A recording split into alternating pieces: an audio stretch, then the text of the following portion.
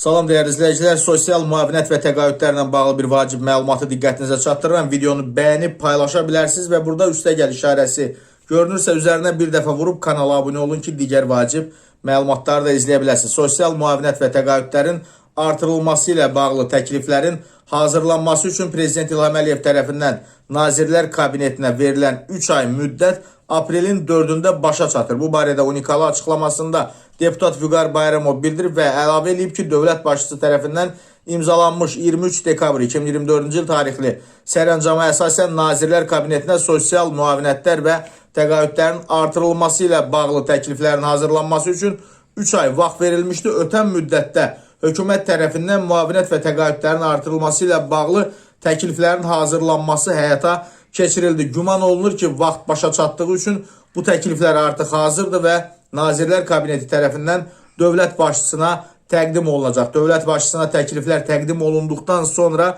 Cənab Prezident tərəfindən müvafiq sənədin imzalanacağı gözlənilir. Bununla sosial müavinətlərin və təqaüdlərin artırılması həyata keçiriləcək. Təkliflər ictimaiyyətə təqdim olunandan sonra hansı müavinət və təqaüdlərdə artımın olacağı da bəlli olacaq. Eyni zamanda neçə faiz artımın olacağı bundan sonra aydınlaşacaq. Bu o deməkdir ki, yaxın zamanlarda dövlət başçısının tapşırığına uyğun olaraq sosial müavinət və təqaüdlərdə artımlar reallaşacaq və hazırda müavinət və təqaüd alan vətəndaşlarımızın aldıqları məbləğlərin artırılması istiqamətində addımlar atılacaq və bu təxminən 3 milyon insanı belə deyək əhatə eləyəcək.